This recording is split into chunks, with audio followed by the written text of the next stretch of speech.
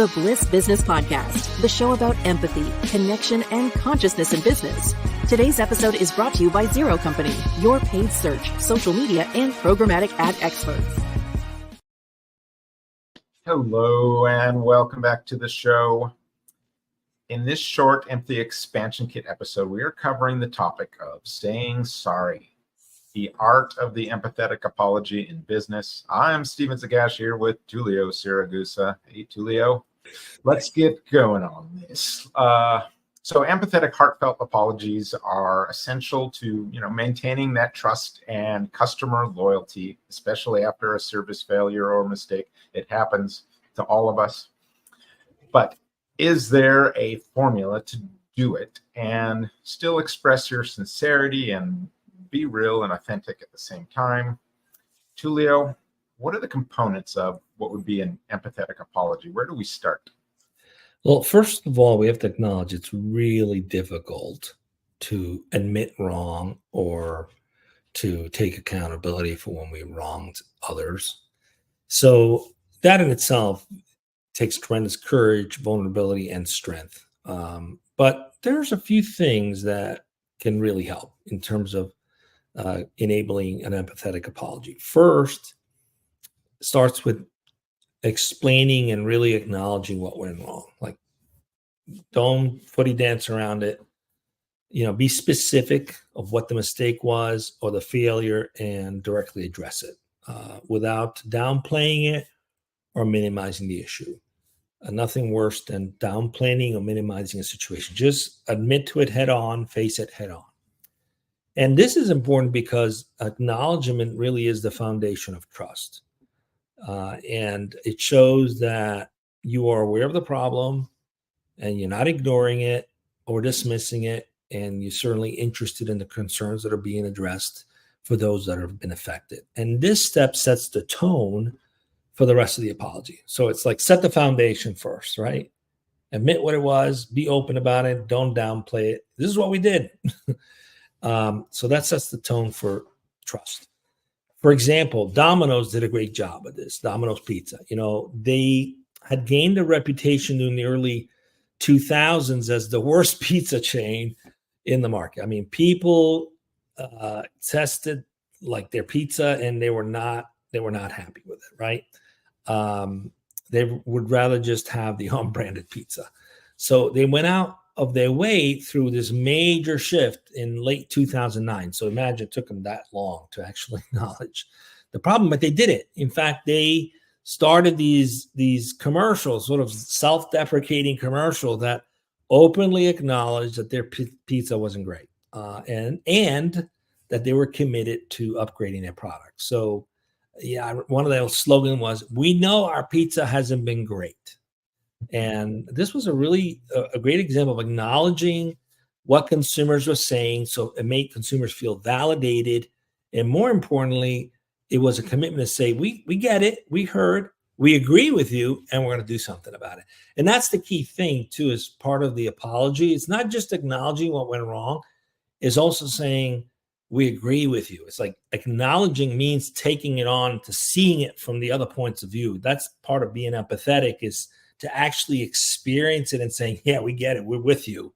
We see it too. We feel it. We not only heard you, but we agree with you.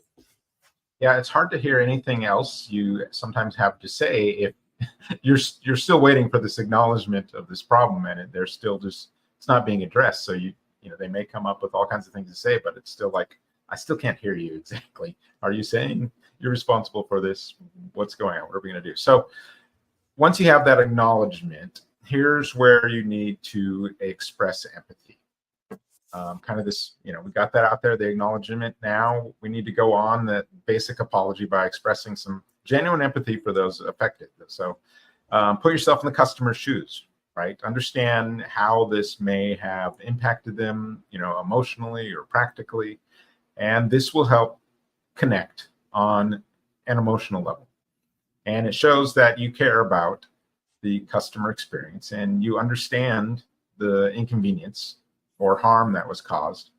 And so this might be where you say something like, yeah, we understand how frustrating this can be, or we're sorry for the inconvenience, and stress this has caused you, and just be really reassuring that you understand what they're going through. We talked about this in one of the last episodes of this.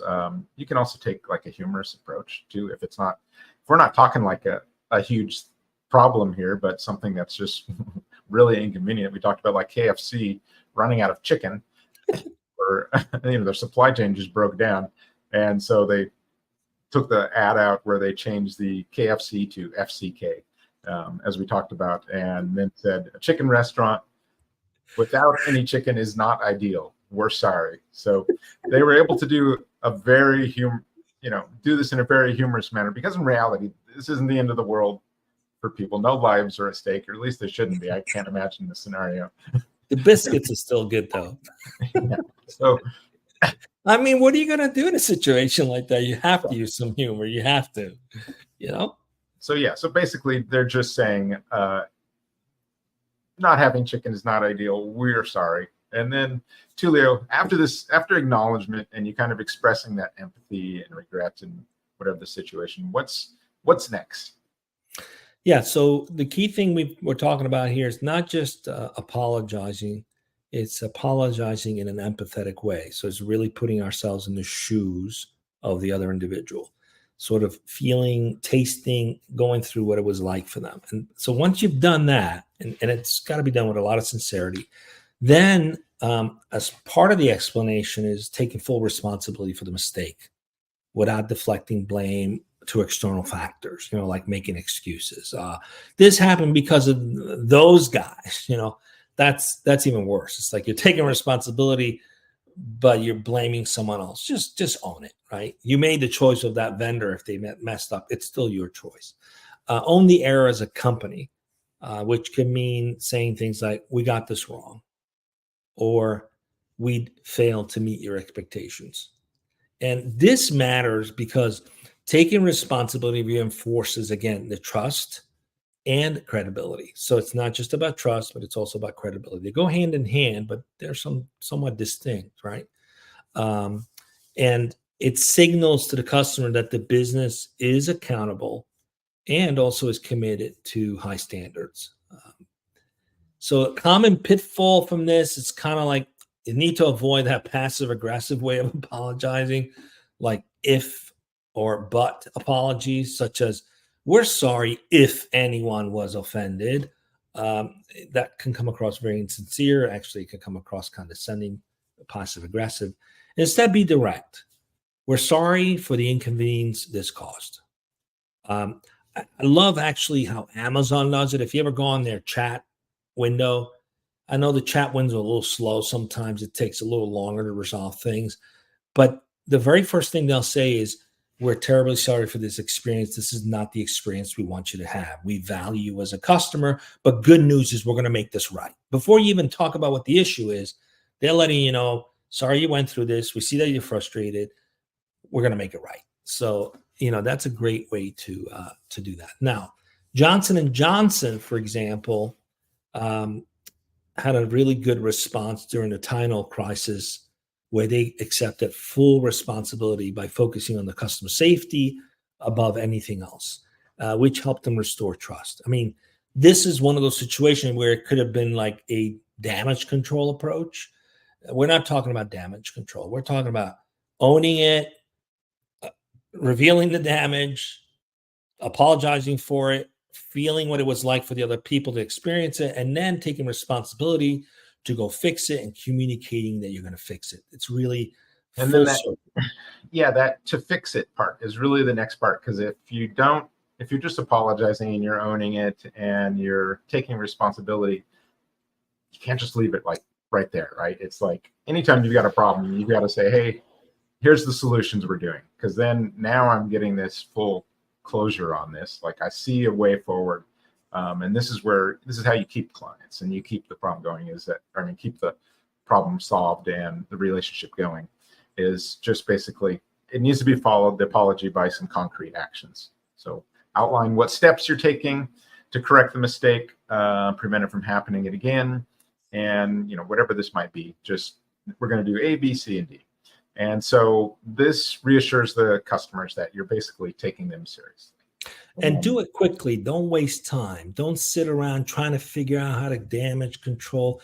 Just get after it quickly. The sooner you do it, the better it is. Yep. Yeah. It's like, we are taking immediate steps to address this.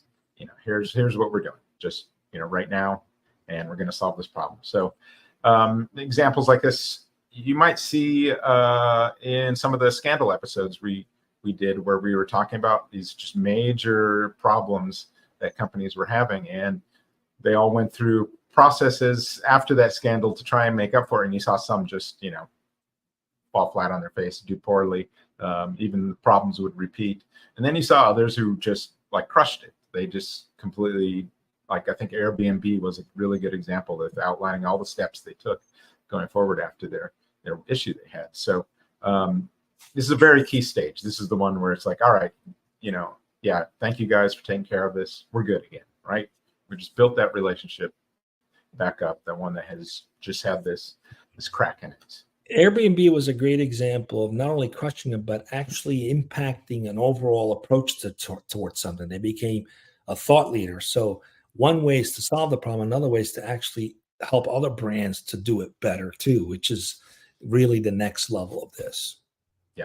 Yeah, they did an amazing job. So key takeaways here: an empathetic apology should just be more than just saying, I'm sorry. It needs to acknowledge the issue. You need to express genuine empathy, take full responsibility then, and then provide clear steps moving forward. So each of these components is going to help you rebuild that trust and show that the business is committed to learning from its mistakes and making things right. So that's it for today's Empathy Expansion Kit episode. Check out tomorrow when we are live with our special guests, and we will see you on the next Bliss Business Podcast.